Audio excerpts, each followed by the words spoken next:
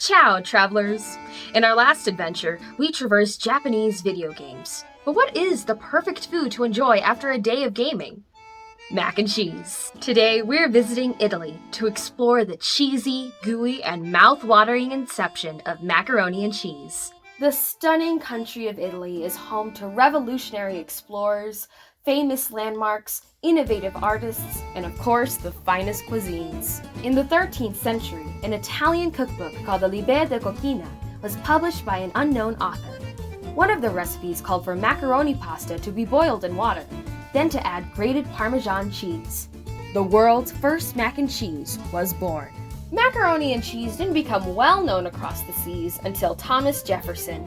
He famously adored mac and cheese after traveling to Italy, even importing an Italian pasta machine back to the States to eat it at home. His daughter, Mary Randolph, would make the dish for guests and even White House meetings. However, she would use cheddar cheese instead of Parmesan, much like how it's made today. Mac and cheese further spread to the north as macaroni pudding, and it was commonly served during church banquets. Mac and cheese didn't become famous like it is now until the Great Depression. Times were rough, and people needed a good, nutritious dinner that only cost pennies. So, in 1937, Kraft released their boxed mac and cheese that contained powdered cheese, and it became an instant success. In only a year, over 8 million boxes were sold.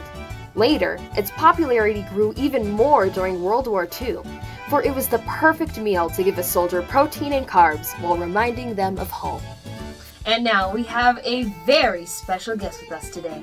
Introducing paraprofessional at Hanks and my dad, Mr. Rollins. Hello, Knights! He is also the best chef I know. So, today we are making a exquisite, gourmet, green chili, 3-cheese mac and cheese. That's right. All of this culinary training and background, and we're making mac and cheese. I can't believe it. But, hey, the good thing is we're making mac and cheese. From scratch! With bacon and jalapenos. It's going to be delicious. Let's get started. I'll show you how to make it. Woo. All right, let's get some elbow macaroni going, about 16 ounces, a whole box, right? Stir it up, make sure they don't stick together. We're going to slice up some bacon. We're going to crisp that up and throw this in there too, right?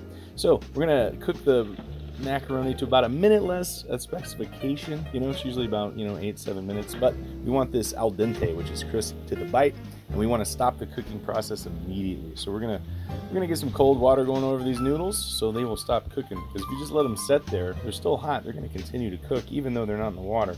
Now let's grab that bacon, throw it in the pan. We're going to just crisp this up with a nice little toss. Ooh, man, that is looking nice. I mean that's real nice. Just appreciate bacon for a minute. All right, wake up. Here we go. We're going to drain this bacon because we're making mac and cheese. Don't eat that bacon. You don't even want to. You're not going to. All right. We're going to drain that on some paper towels, get all the fat out. We're going to take our jalapeno. Ooh, my serrated jalapeno gutter there. That's a nice little find.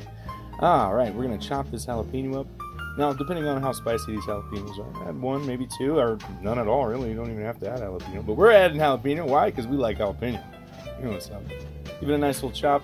Medium dice. Let's preheat our oven to 350. We're going to get this ready to go. Grate some cheese. We use different cheeses all the time. This time we're going to go with a sharp cheddar and a Swiss. We're going to mix that together.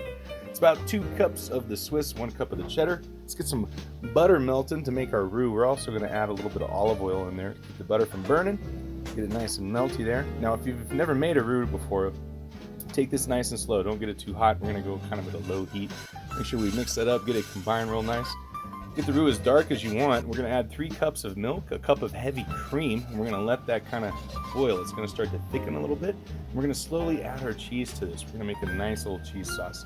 So about maybe a cup, 2 cups at a time. We're going to stir that up until it's combined and melted, and add some more. We're going to add about half of the cheese that we have to this little mixture here. We're going to save the rest.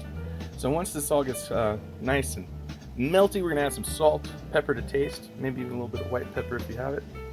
Any seasonings you want, but salt and pepper for sure. Make sure you get some salt in there for taste. Once it can coat a spoon like that, it's ready to go.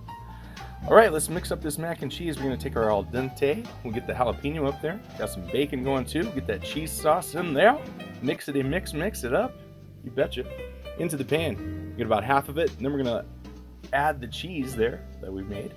And we're gonna put the other half of mac and cheese on the top, spread it nice and smooth right over the top. We're gonna make a crust here. We got about a cup of panko breadcrumbs. We got some Parmesan cheese there and some paprika, like paprika. Mix that up, sprinkle it on the top. You betcha. Remember that oven that we preheated to 350? Go ahead and pop it in there. 30 minutes, folks, for the timer, and then perfection.